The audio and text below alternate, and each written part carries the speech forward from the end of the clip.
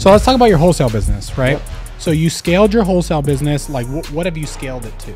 July of 22 was my first wholesale deal, and we did 680K in assignments at 6 months there. And so last year we did 2.4 million in assignments, almost 2.5. Damn! In 1 year? In 1 year, 12 months. And that was only your first full year? First full year. How? Michael Smith, how's it going, baby? Hey, what's going on, brother? Dude, excited to have you on the podcast. Yes, I'm pumped, man. Yeah, I know you are crushing it right now. Wholesaling, flipping, all these things. So for people who don't know who you are, can you give us your quick backstory? Yeah, Michael Smith. I'm out of Columbus, Ohio. I got fired from my W-2 job in August 17th of 2021. Started fixing and flipping houses. The market shifted in 22, as we all know. I started wholesaling, and I've really doubled down on wholesaling right now. I'm trying to take my business to that 8-figure mark. There you go. So why'd you get fired? I have no idea. Legit no idea. I was top 20 rep when I got fired. Where'd you work? I sold new homes. Oh, okay. And interest rates had just changed a little bit, and things were slowing down. Like, we went from May having lines out the door, June 1st, we didn't sell a house. Damn. And June, I think we sold 9 houses on a goal of 50. July was even worse. And August, I think when I got fired halfway through the month, we had sold 3. Got it. Okay. So I guess, what'd you do before real estate? Yeah, so before real estate, the W-2 job selling homes, I had a landscaping business that I started in when I graduated high school. Oh, okay. So you were kind of like an entrepreneur. Yeah, my entire life. That's all been me. Okay. So you got fired. Yes, sir. Fired on your day off. Yeah, on my day off, I had to go into work that day because someone else had called off. So I was like, hey, I'll volunteer because I'm a hustler, like never satisfied. So I went in, worked a whole shift. They show up at 6 when I'm about to leave, and hey, today's your last day. Damn. So you get fired, and then walk me through the transition into flipping houses and wholesaling. Yeah, so I had already owned rentals, but when I got fired, I was used to, like, I was on track to make 300 grand that year. Oh, that's really good. And rentals, like, there's months where I had really good months, but there's also months where I had to dump 50 grand into to keep. CapEx came up. Yeah. A roof went bad, whatever. Yeah. And so I wanted to replace that active income. And so the fastest way I knew to do it was, I'd never done it, but the fastest way I figured I could do it was flipping houses. Yeah. And so I was already on that path because the day I got fired was actually the day my first TV ad ran. Oh, wow. Yeah. Rumor has it the market president saw my TV ad and didn't like that I was running a full-fledged business at that point. Okay. So I had no employees, though, so it was really a business. So how many rentals did you own before you got into fixing and flipping? Yeah, so I was in the middle of doing burrs on a 5-unit, an 8-unit, a 9-unit. That, like, I was in the middle of completing that construction. Yeah. And then I had to refi those. But I had 140, only 100 and I think 15 or so were up and running. You had 140 units? Yeah, doors, yep. And you had a regular job? Yep. What? Dude, I was making several $100K a year. My mortgage was $1,200, had a paid off vehicle, and I was just dumping all my cash into rentals. Where are all these rentals? Columbus, Ohio. So damn. So how okay, well, I guess before we get into flipping and wholesaling, walk me through, when did you start buying rentals? So it was 2018. I had my landscaping business, and I started my landscaping business to get into real estate. Yeah. And to, like, produce cash flow. But every time I'd get an extra 20, 30K or whatever that might look like, a new account would come my way. I have to buy a new truck, a new piece of equipment, whatever. And so 2018, I'm looking in my yard, and I had millions of dollars equipment, but I had no money in my bank account. Like, I'd struggled to make payroll. I mean, paid people 26 times a year, right? Probably struggled to make payroll 23 of those 26 times a year.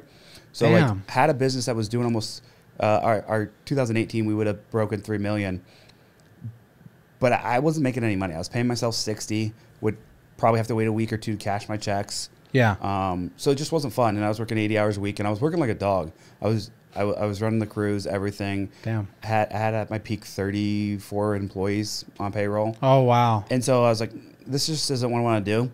And I had been putting like 20, 30% down on all this equipment. I was like, wait, time out. I have a savings account. It's just all in iron. Yeah. Right? So I called my landlord up, and I was like, hey, I went out on my 6-year lease, like, because it was 15 grand plus a month. Yeah. And he's like, okay, I got someone else who wants to rent it for more. And so I started selling stuff that day. And I just took that cash and I bought 10 units in 2018 and then another 40 in 2019. How much was the 10 units that you bought? One was 150. The duplexes, a 4-unit was 150. The 2 duplexes were 100, and I got seller financing on that 100. And then I bought another duplex for 115. So and where was this? All in Columbus. Are they that cheap still? No, I just sold one of the duplexes that I bought for 115. I sold it for 280. That's still not bad. So that means you could buy a distressed duplex for probably under 200. Yeah, you could buy them somewhere, depending on the area of Columbus. Yeah. So you bought 10 units, and then how did you get up to 120? So those 10 units were distressed. They all needed work. So I went in, did the work. I hired 2 guys to just do the work on them, and we refinanced those. I put all my cash out, did it again. And I had a buddy was like, what are you doing? I worked with him at my W-2 job. I was like, yeah, I just need more cash. And he's like, dude, I just built a house, and I think he built it for like $800,000 is what it appraised for, but he was all in for $400,000. I was like, can you get a mortgage for like $7 million? He's like, I don't know. Let me go to my bank. He's like, yeah, they'll give me a line of credit for $350,000. It's at 6%. What can you pay me? I said, I'll pay you 12. So he wrote me a check for $350,000 right then and there. Damn. And then I'm still using his money today. So I've had him for 4 years now. Wow. And just burring. So you've just been burring this whole time? Yeah. Not all of them were perfect burrs. Yeah, of course. But yeah, been burring. What about like how much do you net from your rentals? Don't want to talk about it. Nothing. Some months it's nothing, man. And I got some headaches too because I bought an 18 unit and a 16 unit. So like, I think you just talked about it today. Like rentals are a great way for rainy days. Yeah. Especially rainy when day you funds. have good debt on them. Yeah. And you have 25, 30% equity. Yeah. So I've had to sell off a couple of them for those rainy days because I have a 16 unit and an 18 unit that I bought during COVID on short-term debt. Yeah. And just with interest rates, I have to bring like $600,000-$700,000 to get out my loan. Damn. Yeah. One of them's $800,000 I got to bring. Holy shit. So, so are your units, would you say they're stabilized yet? Or what's like the plan now? Yeah, so they're all stabilized now. I haven't bought anything like rental wise, except for a couple of really nice single families because I equity play and I was getting them at 15% discounts or 20% discounts. So all my stuff's stabilized now. I haven't bought much. I've been selling off. A lot of my stuff was Class C. And it's become a headache to manage now that the funds from the government, when tenants aren't paying, have kind of dried up. So that money's dried up. So I've gotten rid of those ones in rough areas. Yeah. Did really well on those. And now I'm really just focused on the wholesale business because I can grow that to be a cash cow for me. Yeah. And I can take that cash and go buy. I want to be in B assets in Columbus, bigger assets, and hold those for 10, 15 years. So how many units do you have right now? As of, I sold a duplex this week, 82. So you have 82 units. Mm-hmm. Okay. Why? Because if they're stabilized, there's still months where the cash flow gets wiped out.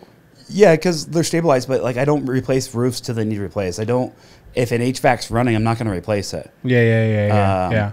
And so I guess too, it wasn't until like the last 12 months that they all got completely stabilized because I haven't bought anything. Got it. Okay.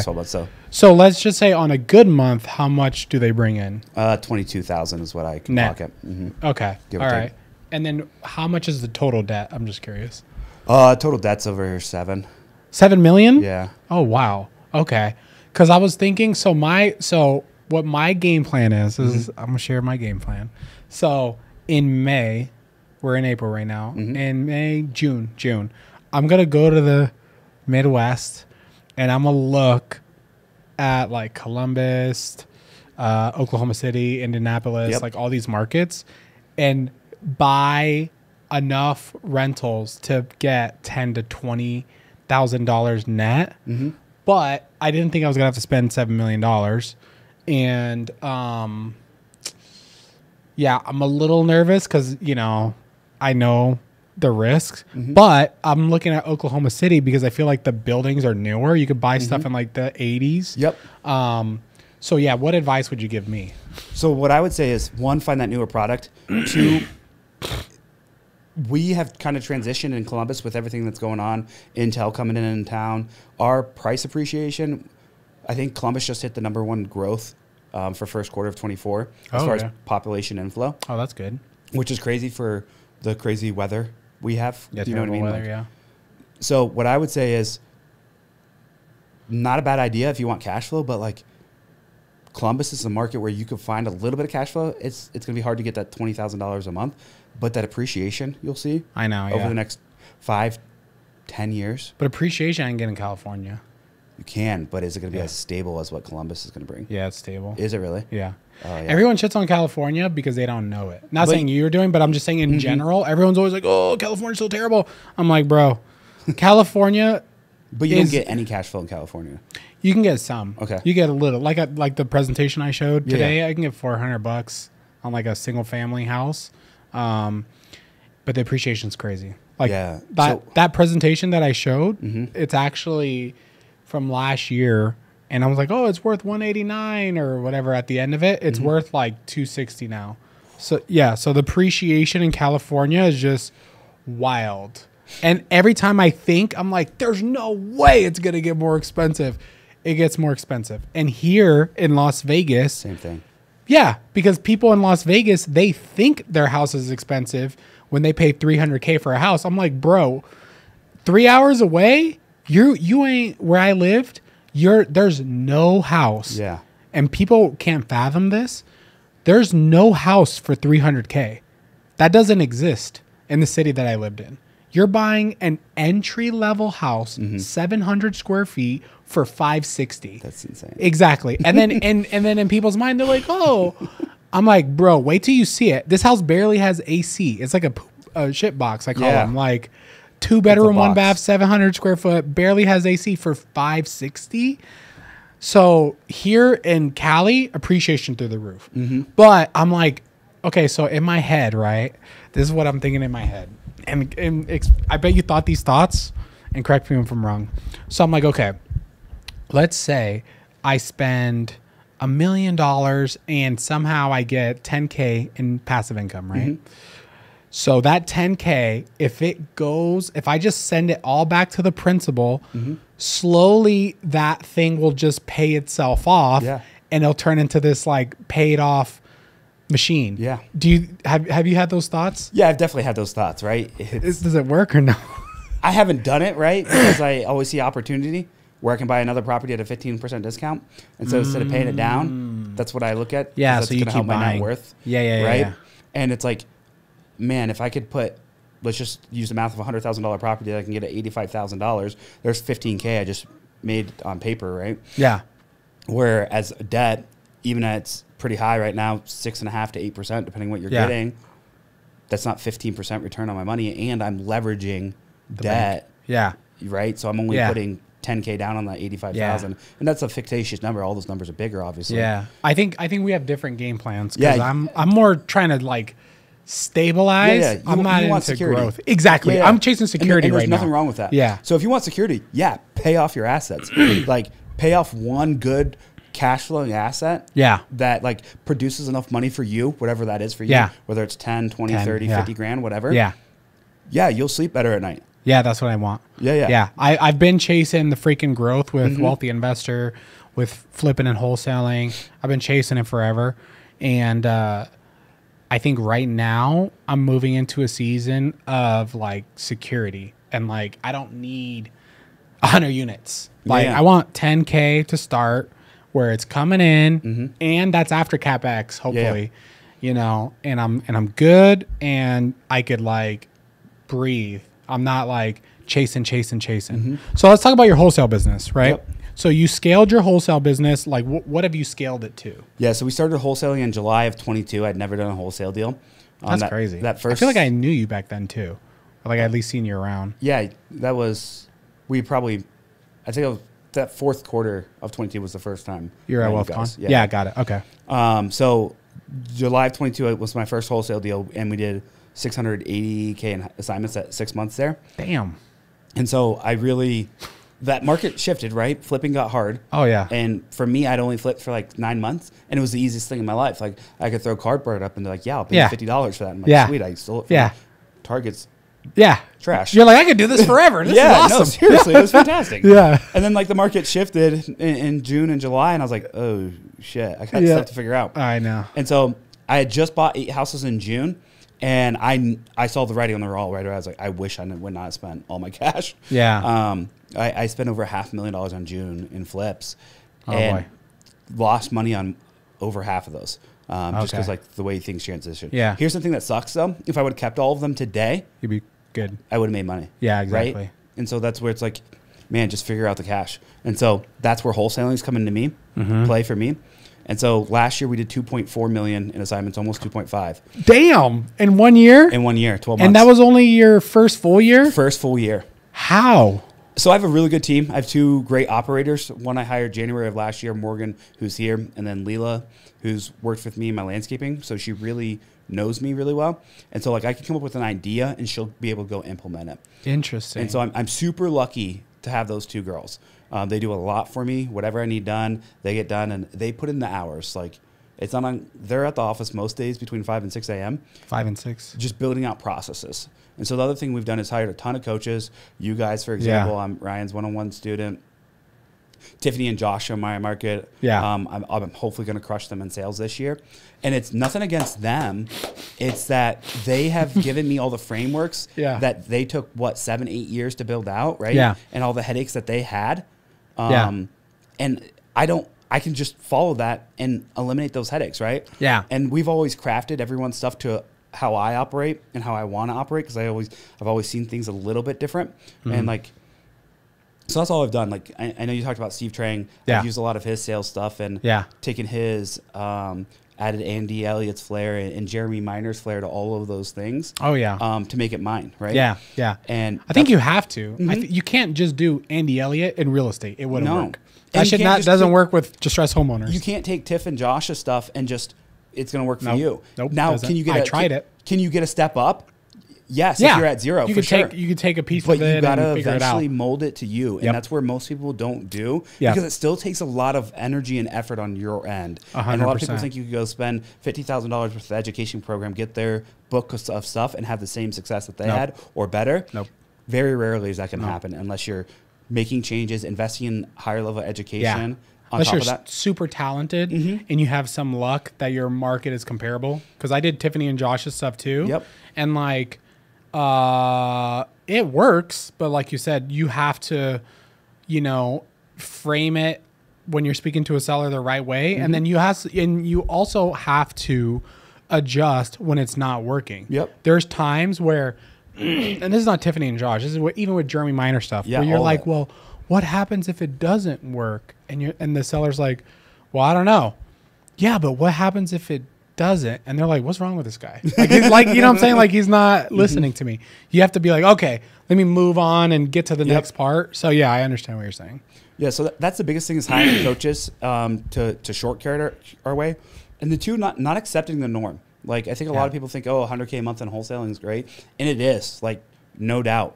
But what I've always wanted is something a lot bigger than that. Yeah. Our goal is to get to a $100 million wholesaling and flipping company in the next 5 years. Okay. Realistically, am I going to get there?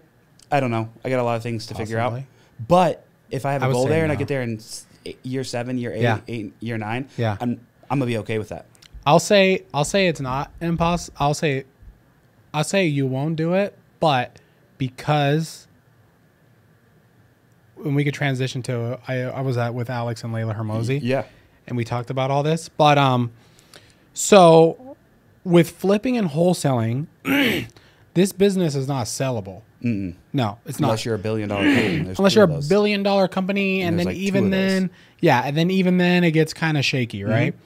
So what will probably end up happening, we'll see, is if you start making a bunch of cash flow from your business, and you could invest that cash flow into service-based business that with reoccurring value, and you take your operators and you fix those up, you sell those companies for $100 million. And flipping and wholesaling, that's not really possible, honestly. I Totally agree. And I think that's going to end up happening. And I thought about doing it now because I have a little bit of cash. I could go buy an HVAC company, probably 2 or 3 of them, and systemize them. I have a buddy, his company, he's been buying body shops. He buys these things at like 2 to 3 times EBITDA. And let's just say they're 15% margin. So let's assume it's $1 million. So he's buying them for $450,000. Well, day one, he increases the margins 20% just because of the materials he gets cheaper, stuff like that. And then within 3 years, he's able to increase the margin another 10%, but gross double sales. So right away, he's 4Xing his money. And so he's got 93 body shops now doing over $400 million in revenue. Oh my God. Yeah, I think so. So for people that have context, for people that need context, Layla and Alex Hermosi had a 2-day workshop, right? So we paid $6,000 to go. Oh, really? That's a really good deal. I feel like. Yeah, I thought it was a great deal. I was like, this is awesome. Yeah, I think very highly of them. So the first day, and I'm going to give away all the secrets for free, and hopefully they don't email me or get upset. I apologize. So first day, they're just teaching you how to analyze businesses. So I never really knew how to analyze a business. Like I've heard of EBITDA and all these things, but they break down how to calculate EBITDA, how to break down CAC, so cost of acquisition of a customer, lifetime value. They go over growth percentages and like how much that increases the value of a business, and then like key risks. So one of them is like key man risks. So let's just say we'll use wealthy investor for as an example. Last year we did $12 million, right? But no one would buy this business because if Ryan leaves, the business will not make $12 million next year. So that's like the key man risk. So there was a bunch of different risks. So they broke down the risks, and then they had us evaluate our own businesses and then figure out what it was worth, right? And then Alex went up, and then he showed us case studies of like, hey, we got this business, we invested X, 200K, turned it into $100+ million, or this or that or this, like, and he showed us a bunch of those case studies, and I was like, freak, dude, it's crazy money. Yeah, it is. It's not real estate money. It's like 10x, even more X. So one question I have for you, who've been there, I came from the new home sales, right? Yeah. Is that considered a service business? No. You wouldn't say? A service, what they are saying, a service. Yeah, there's some exactly revenue. So the problem with wealthy investor and wholesaling is you buy a deal once, and that's all you get. You know, a seller's not going to sell you 10 deals over the next 5 years. Very, very rarely. Yeah, you can't run a business like that with wholesaling, right? Or education. At the first of every month, you're starting over. You gotta, So they said not starting over at the first of every month. First of every month, you know, hey, we're projecting 100K hitting on the first. And we might get 98 of that. So let's talk about what a service-based reoccurring business. Let's say you're CPA, right? You have to do your taxes. Or you will go to jail, right? Everyone here has to do taxes. That is a service-based reoccurring business because most people, once they have a CPA, they have all their crap, they kind of are settled. You're good. You're using that CPA, the tire shop, the dentist, the eye doctor, the whatever, all these service-based reoccurring businesses that you don't even think about, that you just go and pay. Those are the type of businesses that they're looking for, and they're looking to scale and then bundle them up. And then even like Grant Cardone, I'm sure you see him going after HVAC and like all these electric companies, all that. Yeah, because at first I was like, why are they going over HVAC? That's random. But they're you know, HVAC businesses, they're not guru. There's not a guru HVAC guy. When your air goes out, you're like, damn, I need someone. The first one comes like who's the first service me? Exactly. So I've been thinking a lot about that too, because I'm like, okay, well, if I already know that, you know, the info space, the flipping and wholesaling space, it has a lifespan, and the lifespan is as long as you want to keep doing it, because once you stop, it will die. And I'm like, okay, I probably need to invest into some businesses now, and I know it's like, at this moment right now, I can't do it because I need to focus on this and that. But at some point, to get out of the rat race, I believe that's the only way to really get out of the rat race. To We're get just really in a bigger rat race. Exactly. We're just in a bigger rat race. Yeah, most people would love to be in our positions. Exactly. And don't get me wrong, I'm very grateful for where I am in life. Oh, 100%. But like I'm still in a rat race. 100%. It's just I'm a little bit bigger rat. Wholesaling, like I said, wholesaling. As soon as you close the deal, you're only as good as your next deal. If you stop getting deals, your company will die. Yes. So what company would you chase? I personally would really be interested in like CPAs, only because I feel like they're so sticky, and I feel like it's like, for sure, people are going to do their taxes. For sure. People don't have to buy education. People don't have to wholesale. Everyone has to do taxes. And then I have CPA friends where, just like me and you, we're entrepreneurs, and they'll literally tell me like, yeah, this year we're not looking for new customers. We're just focused on these and asking for referrals. Yeah. Or no, they're systematized, but let's just say they made 300K net, right? They're okay with that. And they're like, we're trying to really systematize, and we're asking for referrals, and that's it. Where wholesalers and flippers, we're spending money on marketing. We're hustling. Gotcha. Imagine you being in the mindset of like, this year, I'm not looking for new customers. I'm only asking for referrals. We can't do that. No, it wouldn't work. Sweet. Yeah, it would be sweet, right? So, but like I said, I'm not going to do that right now. Right now, I'm focused on flipping, wholesaling, buying rentals. So, okay, how did you scale your business so fast? Yeah, so fast. I think the biggest thing was whatever we had in a month, just not settling for that. Always having, at one point last year, we were growing 20% month over month. And it was just, that was always our goal. Hey, we're going to hit 20% month over month. And so, like 2022, our first month was, or 2023, our first month was like 46 what? thousand in assignments in January. And then by the end of, or in late Q3, early Q4, we were hitting 289, $300,000 months. How? Just having a belief you could do it, right? No. Seriously. Shush. Having a belief you could do it. I believe I could do $250 a month and I can do it. Come on. Okay. Belief is one thing, right? Okay. But like 2 action steps, like coming to a wealthy investor, connecting with smarter people than me, like Clint Cooper, all of those guys, like talking to them. What are they doing at the $600,000 level that I'm not doing? Cool. What's the biggest thing I can do to move my needle to get closer to there? Okay. Well, let's break it down then. So let's say to get from 0 to 20K a month in assignments, what do people have to do? So for no me, belief, like real stuff. If I were to restart that, what I did is I just turned on marketing, right? And so my worst months were always like 50K because I was spending 30-ish K in marketing on TV. So I would always get 2 or 3 deals off of TV, no matter what, no matter what. And so I've never had a month worse than 46, I guess. Since I started. So you got deals right away starting with TV? Doesn't it take a ramp up period? So yes.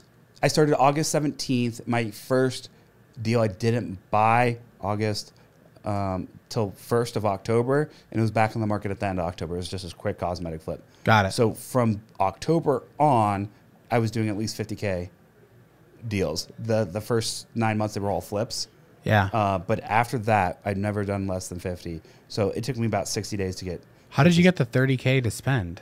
I had a good paying W-2 job. I had faith in myself. Yeah. So I understand the belief part for sure. Because you had to have belief that 30K was going to work, and most people wouldn't do that.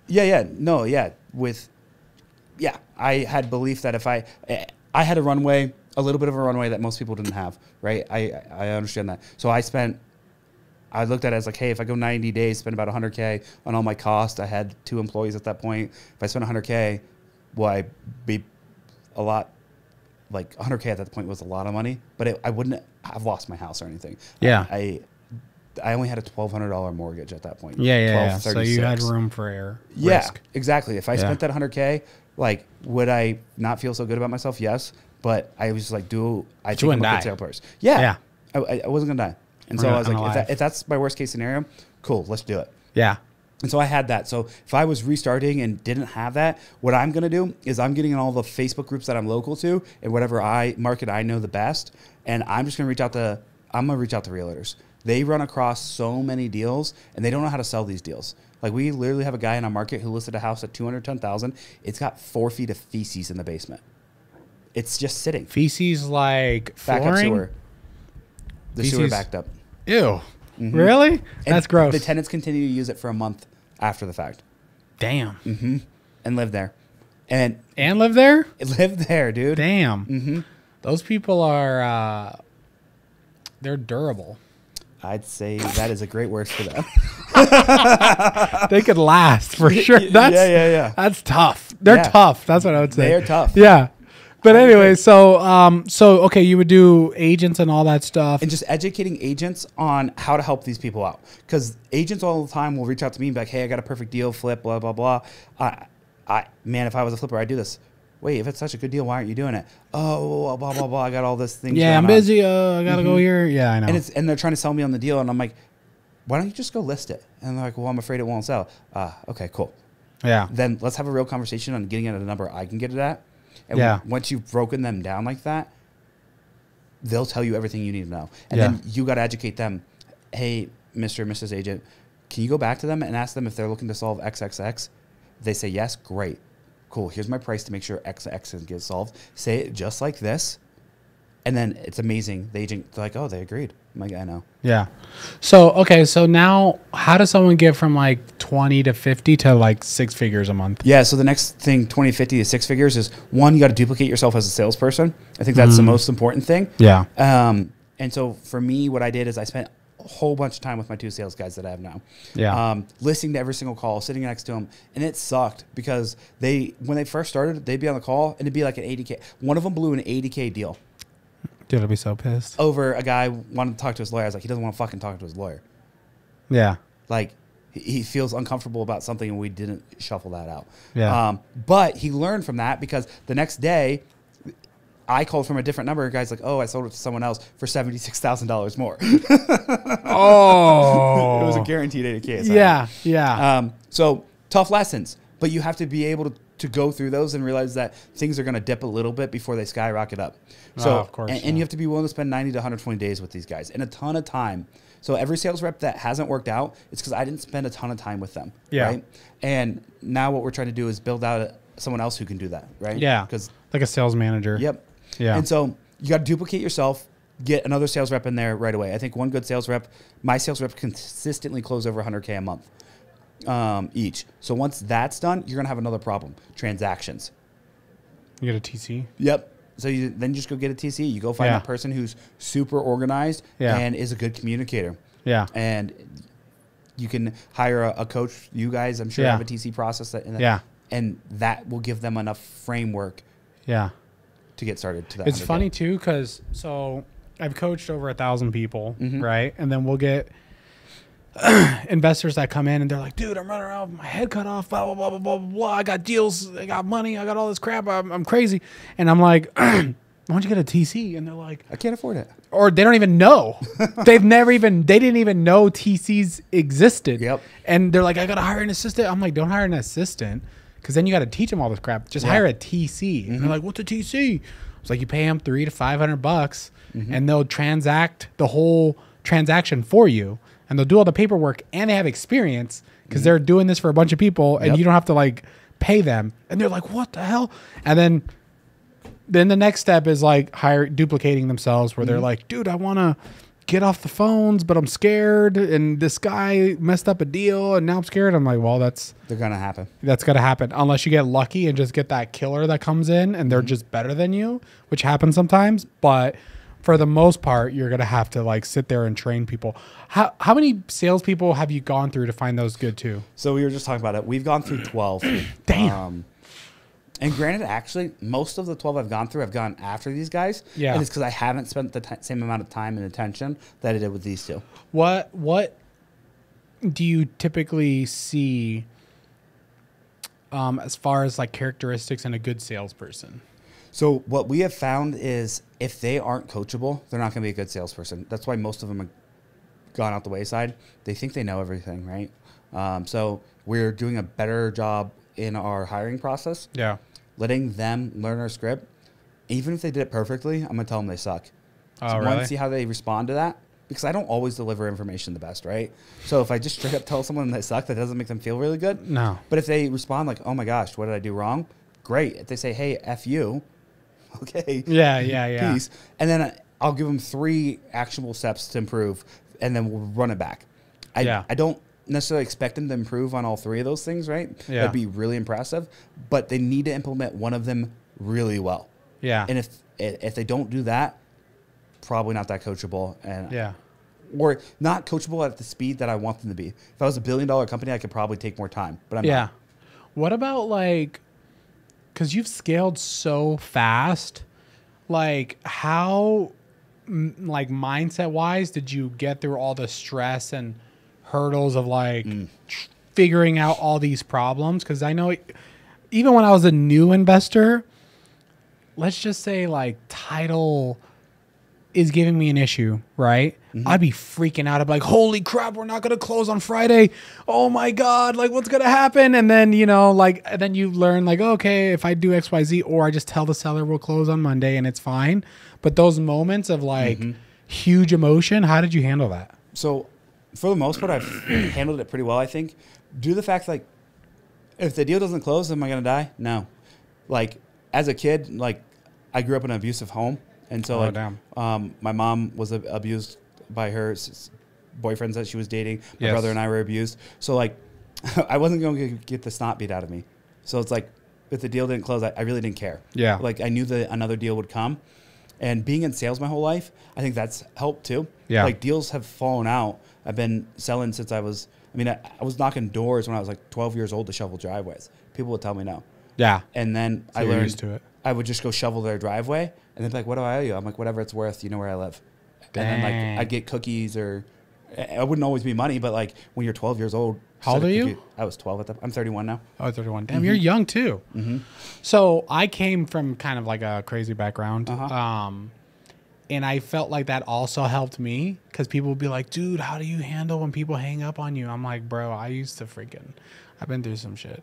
So yeah, someone hanging up on me is not scary. We had a seller who told one of my ACK reps that if we called back ever again, he was going to jump through the phone and beat our asses. And so I was like, called him back. I called him right back. And he's like, what did I effing tell you? And I was like, dude, I just want to see how you could teleport through the phone.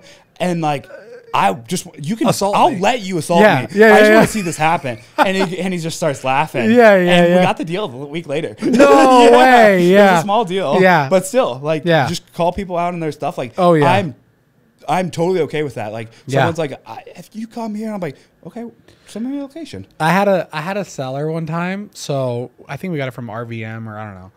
So I show up to this house, right? House has a whole bunch of trucks. Like it was just a dirty old house. And I was like, this is great, right? So I show up, my little contract, and the guy opens the door. He's like an older white gentleman. He's like, man, I'm so tired of you saying N-words, knocking on my door and all this stuff. And I'm like, I get it, sir. But I know you want to sell your house, so let's just talk about it. And then he let me in after calling me a sand N-word. And I got the contract signed because I just didn't care. Yeah. I'm like, all right, you're racist. That's cool. I don't give a shit. I want to wholesale this house. Yeah. So we're going to figure this out. And I just didn't let my ego get hurt. I sat down with him. I was telling him jokes and stuff. And then we got over it and it was great. Yeah. I bought most of my rentals in really rough neighborhoods, like bodies showed up in the neighbors' yards, and people would be like, "Oh my god, aren't you scared to go there?" I'm like, "No, I'm not doing anything wrong." Like, dang, like we literally kicked out. The cops were scared to go to this house. They're like, "Dude, no, we're not going." And I'm like, "What do you mean?" And they're like, "Yeah, they're known drug dealers." So I would literally sit outside in the parking lot, just I was just filming everything they did. Why? And they eventually left because I did it for like 2 weeks straight. That's where I disagree with you. So I used to do the same thing in California. I'm like, I'm tough. I'll freaking go to the ghetto and I'm kicking homeless people out and all this crap. And then we had a salesperson upstairs, went into a house in the ghetto, and some teenagers put like a toy to his head and like put him in a closet. And we're like, if you come out, we're going to, whatever. So that happened. And then there was a time where I went to one of these houses, and the people there were like, oh, our son just got X'd outside. And I'm like, what happened? And they're like, oh, some random people came up and got him and just took his stuff. And, now he's gone. Yeah. So after that, I was like, okay, I'm not. So where I'm at now, I wouldn't do that anymore. Okay, good. I would never let my team do that anymore. Yeah. But back in the day. Yeah, back in the day, like, I mean, I had stuff to lose. Like, I was making a couple $100,000 at my W-2 job, but I didn't think I had anything. So I was like, And for me, where I wanted to be in life, I felt like I was at the bottom of the totem pole. Yeah. Right? Yeah. And now I can look back and be like, man, I had things really good back then. Oh, yeah. And for sure. I took it for granted. For sure. I thought I was a nobody. But like in the grand scheme of things, even if that's where I was in life today, I'm better than I was making $200,000+ a year. Like, life was not that bad. I know. So yeah, if you're listening to this, just be careful. Because I used to be like, I'm tough, I'm this, I'm from here. And then there was a couple times where I walked in a house and then someone was there and I didn't know they were there. And then I'm like, dude. That's the thing. As I've gotten older, I've realized like it doesn't matter how tough I am. No. I don't see him coming. Yeah. Right? And I don't have eyes 360. Yeah. I really can't see that far in the dark. Yeah. But okay, so I guess the next step from going from 100 is multiple hundreds. Yep. So you got the salesperson, you got to spend on marketing. I guess, how much are you spending on marketing to make $2.4 million? So last year our marketing spend,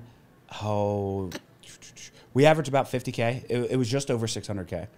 That's it? 50K? Yeah. And you made $2.4 million. How? Really good sales guys. What is the 50K? Just TV? It was TV. Radio started at the end of the year. Okay. And then PPC started February of 23. And total's 50K. We average 50K a month. And you make. So it was like a 4X. Yeah. It was a 4X return. Yeah, it is a 4X return. Yeah. Yeah. We were just under a 4X. It was 3.92, I think. What am I doing in my life, dude? I could do it. I mean, I had TV going and I just didn't scale it. I have Facebook ads going now. But yeah, I just need to spend more on marketing. So like TV, I think is the scary thing. Cause like you'll have months where I get 7X, right? Yeah. But then I have months where I get 1.1. Yeah. And I got to just zoom out. What did I do over 6 months? Yeah. Yeah. And then too, like, it's really like that. I mean, Ryan talked about how businesses don't go like this today, right? Yeah. They plateau and then they dip a little bit. Yeah. And that happens a lot with TV. And so you just got to keep going. I know. And you got to have the funds to know that, hey, I'm going to have a dip, but I'm still going to have to spend this 100K marketing or whatever it is. Yeah. We're averaging about $90,000 a month right now. In marketing spend? Got it. And Did you go up then? Yeah, we've gone up significantly. In revenue? Are you still 4X or? No. We were 4X until this month. This month has not gone well. Got it. But it's because my sales reps both had serious things going on in their life. And that's why I'm like, I need more than 2 sales reps, right? Yeah. I need 4. I think 5 is where I think they won't affect each other. Yeah. It's amazing how much a sales reps, one of them has a bad day due to like personal reasons. Yeah. And if it bleeds into a second day, the other sales rep starts to feel it. Interesting. Got it. Okay. So right now, how many? Do you only have 2 right now? 2 ACK and 1 Dispo. Oh, okay. Then are you hiring? Yep, we're hiring. Yeah. So if you're in Columbus, Ohio, and you want to make some money. Yeah. I mean, they're making 20-25 grand a month. They're making really good money. That's really good. What about like, so that 90K, is that just more TV? So it's more PPC. More PPC. PPC we found to be where we're at in TV. 30-ish K is kind of the cap for us. Got it. So you spend more, you don't get more. Yeah, we tried it. And are you on the commercials? I'm on the commercials. So do you feel like your brand is like building? Do you actually think it's doing something? Like when I answer the phone, they're like, "Wait, you sound like the guy on TV." Yeah, like, yeah. I almost I close. I don't take many calls, but I close 1 in 5. Oh, really? How many do your sales rep close? They're 1 in. As a company, we're 1 in 15. 1 in 15. Okay, so let's transition. Let's transition to KPIs. So let's go over marketing KPIs. Like, what are the main marketing KPIs that you look at? So I really want to be close to 4. That's where I want to be. 4X? Yep, 4X. So if I spend $1, I want $4 return. I don't start to panic unless it's below 2. And then I'll zoom out to a 6-month radio and see what's happening. Yeah. So far this year, we're about 3.2. Okay. TV? Everything. Everything? I can't say what I know what TV is. TV actually is really low, but like we talked about before we started shooting, my website traffic's insane. Yeah. So you don't know where it's coming from. You should probably survey if you could, but we need to do a better job at that for sure. That's one of our problems. So that we track. Our fallout ratio is up to like 42% right now. 42%. So I want to get that back down. What do you mean follow-up ratio? What is fallout? Sorry. Fallout ratio. Got it. Oh, okay, so like 42% fallout. Why is it so high? I think it's so high because I only have one TC, and she's relatively new. She's only been with me 3 or 4 months. And my guys are locking up 30 contracts a month. Damn, so you need more than one TC then. For sure. 30 contracts for one TC is a lot. I think so. Yeah, for sure. And you would probably get a higher return on a TC than spending more on marketing. Yeah, because I feel like my fallout ratio at its highest was like not even 20%. Yeah, we normally set like low 20s. Yeah, like 22 to 24. Yeah, even HRO upstairs, like there were times where I heard like, dude, we have a lot of deals falling out, and then it's like the salesperson gets someone under contract, TC doesn't reach out or something happens, and then they go sign with someone else. Small gap. Yeah. It's not her fault. We don't have the processes in place either. Yeah. So we're really redefining those processes and all those things. And like, it's like what someone talked about today is like, or yesterday, I think Harper talked about it is there's 86 different ways a TC can go. Yeah. And so if you don't have them all scripted out or all processed out, you're going to run into issues. And that's our issues. We only have like the 5 to 10 that most of the time. There's these 20% of deals that go 70 different ways. Yeah. I would definitely hire a new TC as soon as possible. And you guys have like the business to hire a good TC too. You don't have to hire someone from scratch. Yeah. So ours, she's super organized. She just didn't come from off-market real estate. She came from mortgages. Yeah. That's what she did. So she'll learn. Yeah, we're really excited. But yeah, I definitely have seen with other companies after all these years where like if they could dial that in, that'll be a way higher return than more spend. Because if you can get a seller to sign a contract and then someone calls them immediately, it's like, hey, congratulations. We're so happy. This is the escrow. We need your wiring. You're about to get your wire. And we're going to start doing automation for some of that too. Yeah. But automation backed by a real person. Exactly. Because what happens too is like people sign contracts and they're like, they forget supposedly, or they're like, oh, well, I didn't know. I didn't hear from anyone, so I thought you guys just freaking fell off. So I signed with this other guy. Yep. Or they they don't want to tell you, or they do tell you. So yeah, that was some of our problem. Now she's following up with everyone because she knows, and she's figured out our CRM and all those things too. What CRM do you guys use? Resimply. Oh, okay, got it. Don't love it. Yeah. We use Go High Level right now, but I like to Close. Build it out though, don't you? Yeah, but Go High Level is easy to build out. Oh, really? Yeah, it's not hard at all, honestly. I like Close for sales. Close for sales is sick. Okay. So nice for sales. It's like a sales CRM. Yeah, we're going to probably have to change CRMs, I think. Oh, really? Why? The leads get lost in our CRM. Oh, shit. There's no good way to like sort or filter. Bro, we used to spend like $200,000 a month in marketing for Wealthy Investor, and when we had HubSpot, we would lose leads, like literally lose them. Like we would be like, "What the hell?" We just like randomly find like 100 people that weren't called. Yeah, so that's a tricky part with scaling is like you could scale too fast or scale inefficiently, where you're just like bleeding money. Yep, and you're just like, if we spent less money and we're just more organized, we would make more. So yeah, sometimes it's not a money spending thing. Yeah, and that's where we're at. We're not going to turn up any marketing. We've just got to dial in our efficiencies. Yeah. So so ROAS, you're trying to get a 4. Your fallout rate, you're trying to fix. What other KPIs? Probably close quicker, which is a dispo problem, right? Okay. We're in our market, we're really good, but we run TV ads. You get stuff that isn't surrounding. Yeah, those deals we don't move fast enough. And so if we could figure that out and dial in our dispo process, move those along, it'd make some of those sellers happier. Yeah, got it. And so time to close. Okay, what sales KPIs do you track and look at? So the ones we track are calls, offers, and then contracts, or calls, processes, offers, and contracts. What are processes? So like where they went through the process, discovered what their problem were. Got it. Found out that, hey, they're not looking to sell today, or hey, they're looking to sell tomorrow. So how many calls are you looking for the sales reps to do? So what I tell the guys is 3 contracts a week is what I look for. If they get that 3 movable deals a week, I don't care about anything else. Like if they only made 3 calls and got 3 30K assignments, I would ask them, like, hey, why don't you make 3 more calls? Double your income, and you're still done by Monday, right? But you're not going to hound them. You're not like, dude, make more calls. No. If it meets their goals, cool, whatever. But 75, if they're not hitting that, we're gonna look at, hey, did you make your 75 dials every day? Yeah. We look for 3 processes a day, and then off of that we expect 1 offer. Okay. So that 1 offer a day. Mm-hmm. So is processes like discovery? Discovery. Yeah. Got it. Where they went through a discovery process. And then 1 contract or 1 offer a day. Mm-hmm. And then how many offers to make a contract? So we're about 2 to 1. 2 offers to get 1. Got it. And how many leads to get a deal?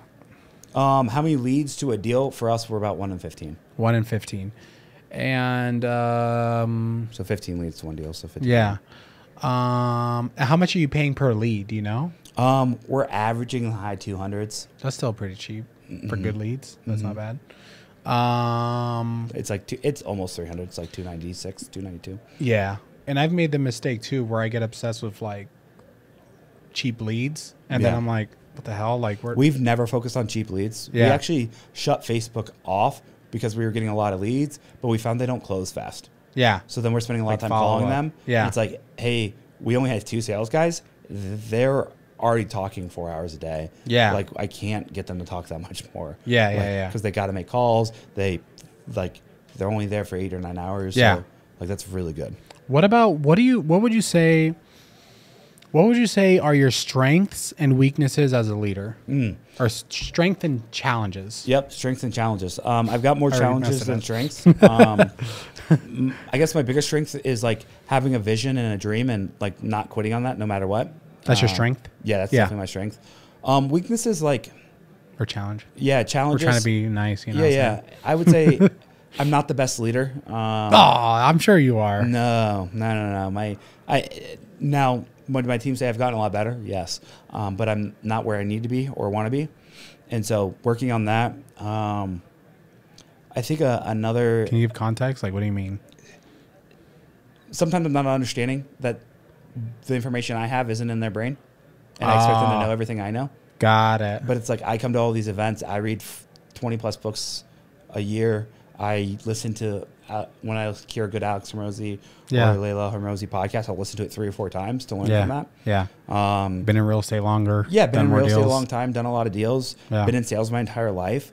So I understand and get those things a little bit better than the average person. And so like they're not going to get it the same way. They haven't walked my shoes. Yeah. And so I really have to take a step back and realize that. So is it communication? I think it's communication for sure. Yeah. And expectations, right? Yeah. Expecting things to get done now. I've always kind of been that way. So taking a step back and realizing, hey, letting them tell me their time frame that it's going to be done. Because it doesn't matter what my time frame is if they don't agree to it. Yeah. And if I give them a time frame and they don't feel like it, it's going to add so much unnecessary pressure to them. Yeah. That's not going to help them grow. So my story, I used to be abrasive, right? And like I fell into it for like a month and a half earlier this year, but I was super abrasive. I would say from 2021 to 2022. Everybody, I'd make people cry all the time. I was like the king of making people cry. Yeah, I know. I felt so bad. You're lucky, Brianna. You better be grateful. No, I'm just kidding. But I'm just kidding, Brianna. I'm just kidding.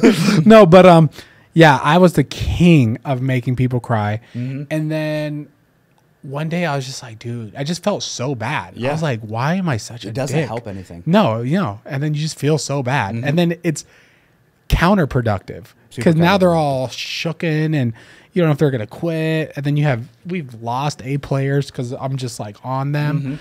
So then I was like, okay, I got to be better. Like it was like a real problem. Yeah. What'd you do to get better? Honestly, first of all, it was a spiritual problem. Like I wasn't at peace. So like I was just anxious all the time. So that was one thing. Second thing, I realized it was an emotional problem. So what happens is, so let's say you mess up, right? I don't know, you do something. Doesn't matter what it is, you do something, right? My emotions would get up, and so I have fight or flight. We all have fight or flight. You'd be running out your red line. And I'd be pissed. So in my mind, you're messing up. You're trying to hurt me or my business. You're not taking this as serious as I am. So I'm going to make sure you understand how important it is for XYZ, right? That was my mindset. I'm trying to force people to understand. How'd you overcome that mindset then? Well, spiritually, I had to fix myself. I don't know. Are you Christian or no? I'm going through that journey now. Actually. Okay. Well, that I will. started going to church this year. Here, I'll read you a scripture. I'm going to read it tomorrow. So, Philippians 4. I'm going to read this at WealthCon tomorrow too. Perfect. So it says, rejoice in the Lord always. I will say it again, rejoice. Always. So you should always be thanking God for what you have. Because if you're thanking God for what you have, you're probably not going to be abrasive, right? Let your gentleness be evident to all. The Lord is near.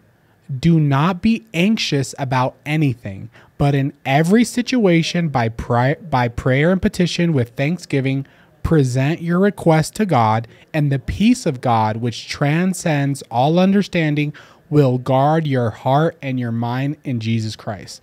So do not be anxious. So sometimes anxiety to men like us, it feels like anger. But you're really not anger. You're rather sad or anxious.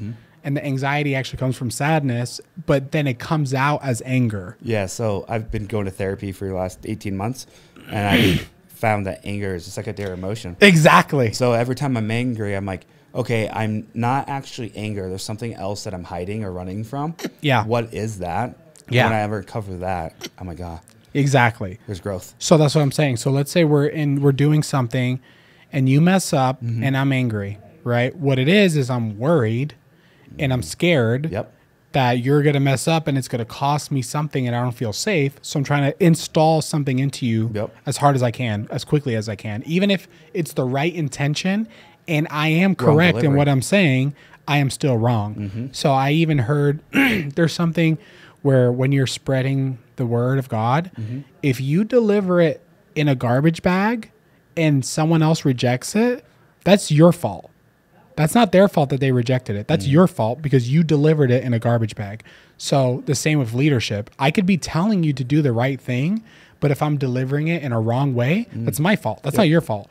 So number one, fixing spiritual. Number two, understanding that it's my fault.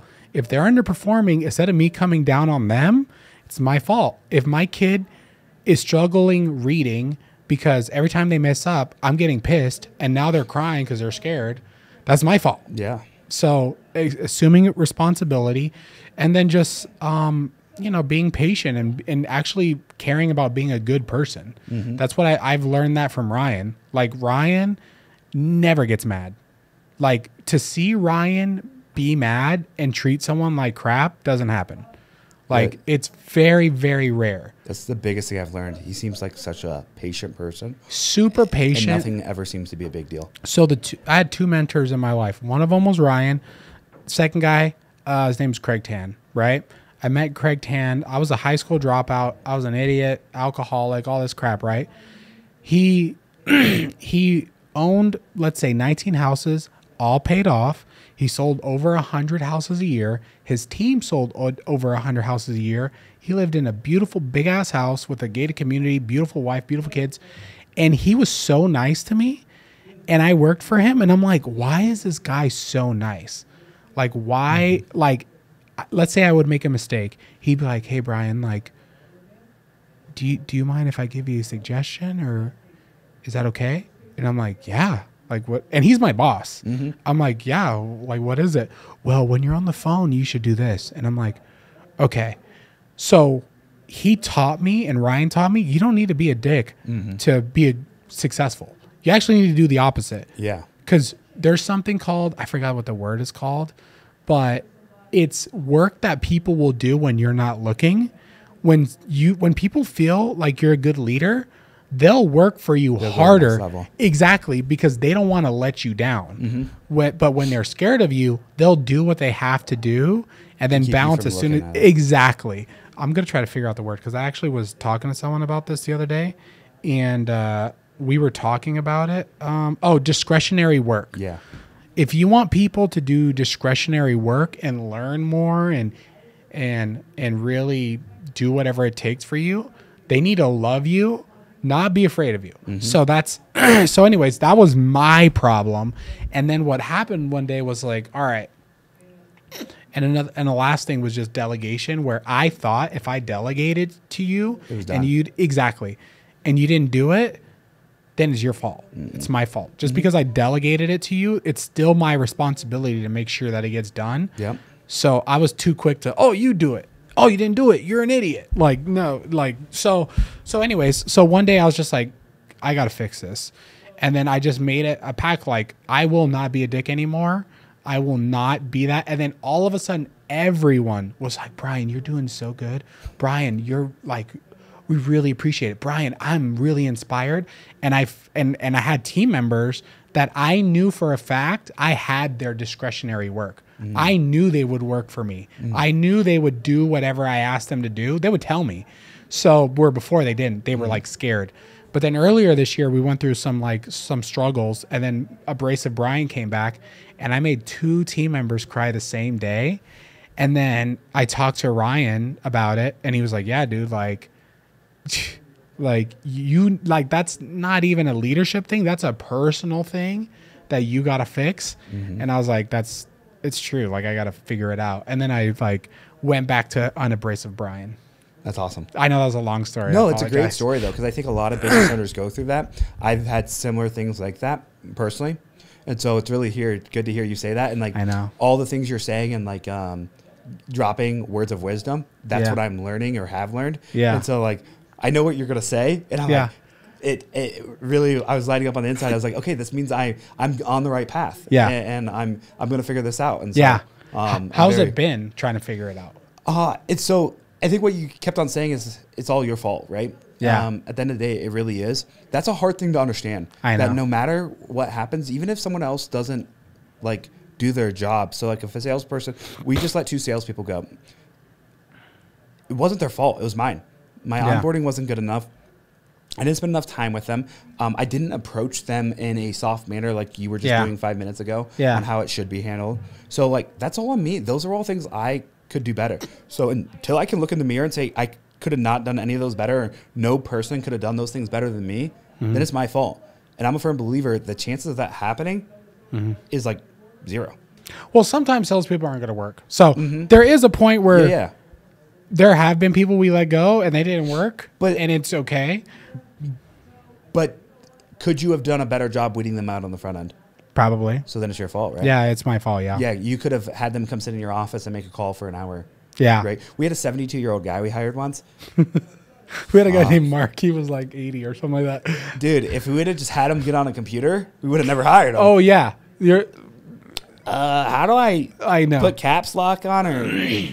How do I get into Slack? We had one guy that couldn't figure out how to get into Slack for months.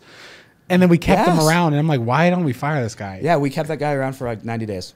Yeah. And we should have fired him. Yeah. Yeah. So that's... We should have never hired him. Yeah. Right? Yeah. That was the real problem. Yeah. So, great guy.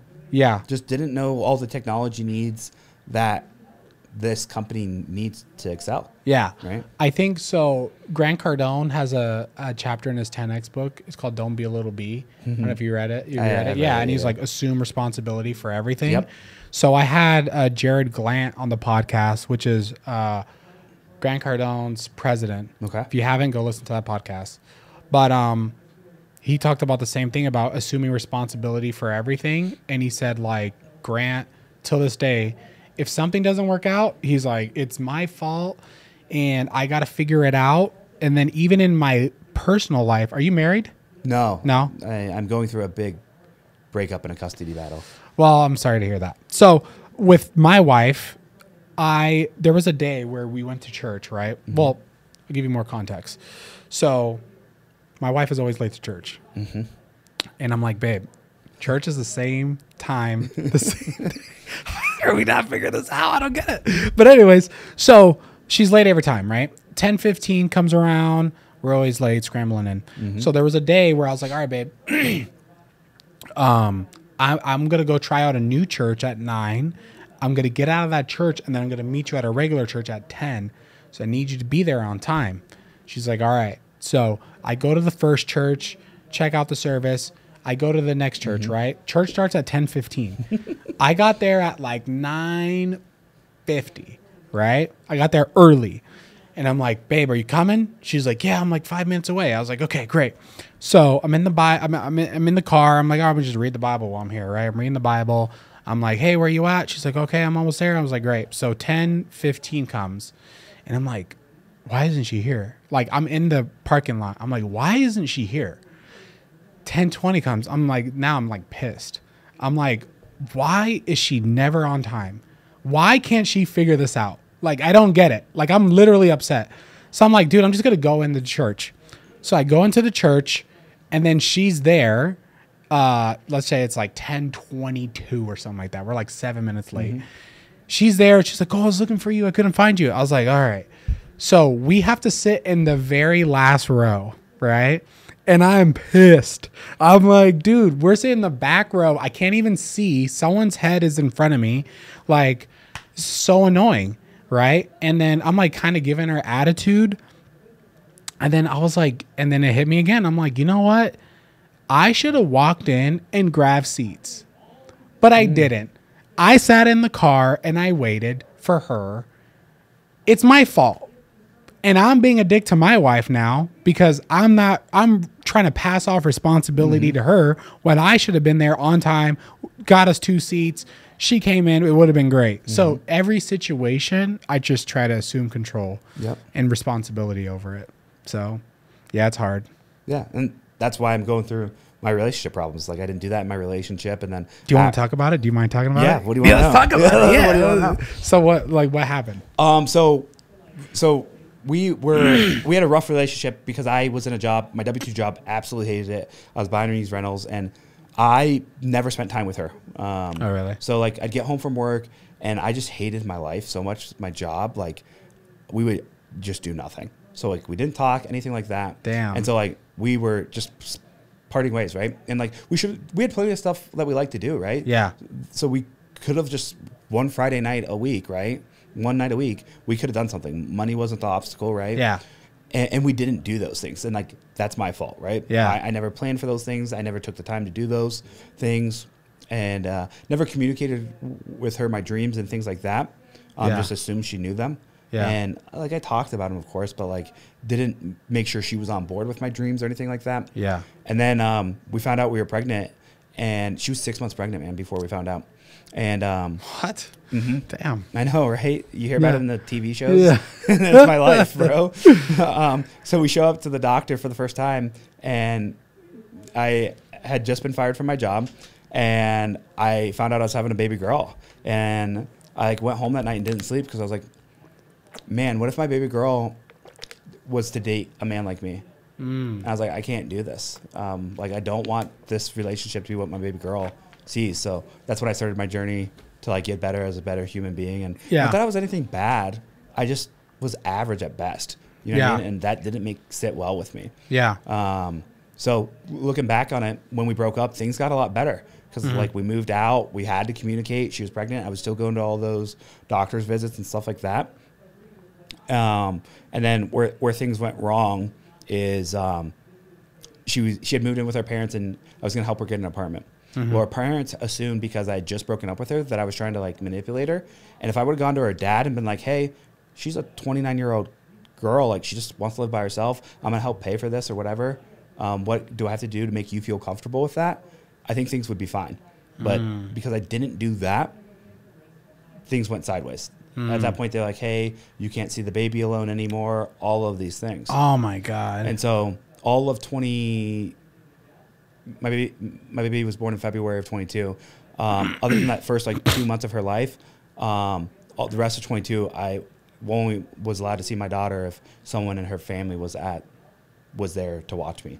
Dang. And I got fed up with that, right? Yeah. I'm super independent, as you can imagine. Yeah. And so I didn't react well to that. And that's all my fault, of course. And so then 23, and I filed to get like 50-50 custody and all that stuff. And we weren't married. So that makes things really hard. So we're still going through that custody battle now. And it all comes down to like me, this guy right here. Yeah. Not being a good communicator, not expressing what I wanted. Yeah. Letting my emotions, anger, like not emotions, anger, leading with anger, not figuring out what that anger's about. Yeah. Because it's never like anger. It's always something underneath that. Yeah. And just not being like that. That's all it is. Communication and not understanding what anger is for me anyway. Yeah. So even there was times where, let's just say something happened to one of my kids or something like that, right? I react with anger. And then I had a spiritual therapist, or like she was like a Christian therapist. And she was like, well, why did you get angry? And I'm like, because XYZ happened to my kid. And she's like, yeah, but how did that make you feel? I was like, I was mad. And she's like, no, there was something else. I was like, well, I was sad because I didn't want my baby to get hurt. So I'm trying to protect. So again, I'm doing the right thing. I'm just doing it the wrong way. Actually, there's a part in my book that I gotta like put in this into the presentation. Let me see if I have it here. But anyways, there's a part in this like discipleship book. It says you have to do the right thing for the right reason at the right time for the right way. It's not just do the right thing. Yeah, if you miss one of those things, it doesn't matter, and it tears the whole crap apart. Yes, and it's terrible. Yeah, so that's very good. True. Do you think you could fix things with your ex or no? Not at this point. No. No, I don't think so at this point. They are. Here's the thing: is I have this belief that. Here's the thing: I've realized in life, if I never gave up, I've gotten whatever I want, and like I'm just gonna become the best person. Like I'm only allowed to see my daughter. I'm supposed to see my daughter 4 hours a week. 2 hours, and I was supposed to get 8 hours on Sundays. They won't allow me to have it. They don't think I'm ready to have a kid for that long by myself, all of these things. I'm like, man, that's crazy. I've been home alone since I was like 9. Yeah. You know what I mean? Yeah. Like, and so, but it's all because of like, I let them down. You know what I mean? Like they never expected me to break up with their daughter. Yeah. I was their protector of their daughter. They would call me when things went wrong, and I failed them. Like they saw no warning. They didn't know that me and their daughter didn't sleep in the same bed most nights. They didn't know that we weren't communicating, that we did nothing together outside to go to have family dinners with them once or twice a week. And so like I failed to communicate those problems. Have you ever apologized? No. Do you think it would help if you apologized? Yeah. Here's the thing: is it gonna make things worse? I don't think so. So like, what do you mean make things worse? Like, if I go apologize, are they going to do something that makes my life worse? No. Like, are they going to wouldn't it potentially make it better? Yeah, that's what I'm saying. Yeah. So, like, I should go do it. Yeah, the worst case scenario is I'm in the same spot. Yeah, exactly. That's what I was. Yeah. And so that's a very good point and such an easy thing to do. It's hard, dude, because, like, I've had issues with my wife's parents. They're a different religion. And same thing. I'm like, I don't believe in what you guys believe in, and I'm going to let you know it. And I ain't going to let my kids do X, Y, and Z. And I almost ruined the relationship. And eventually I had to go apologize, even though I don't agree with their religion. I don't agree that my kids should go to their church. I don't agree that my kid should go live with them. Like, but I was like, you know what? I'm going to apologize. I'm sorry. I messed up, blah, blah, blah, blah, blah, blah, blah. And it's funny because they'll still do stuff that just pisses me off. But I'm like, okay. But I'm not going to like sit there and fall into it. Exactly. Where before I'm like, they came over on Easter and they're like, oh, you know, going off about Christianity. And I was just like, okay, like, I get it. Like, it's all good. Where before I'd be like, if you can't respect me and my religion, then get out. Yeah. Where now I'm just like, oh, well, all right. You guys want to watch Netflix? Like, I just try to, like, you know, diffuse the situation. Yeah. So yeah, hopefully that fixes it. But yeah. Yeah, no, I think I need to take that step. So I know, hopefully. But all right, this was a great podcast. You're very vulnerable, so I appreciate that. Like, if people want to find you, where do they go? And YouTube, we're gonna have your stuff in the description. But if on audio, where would they go? Yeah, Instagram's the best place to get a hold of me. Real Estate Mike02. Shoot me a DM if there's anything I can help you out with, and we are looking for people to join our team. So if you're local to Columbus or willing to move to Columbus, we'd love to have a conversation. Beautiful. All right, guys, this was the Wealthy Investor Podcast. We are out. Peace.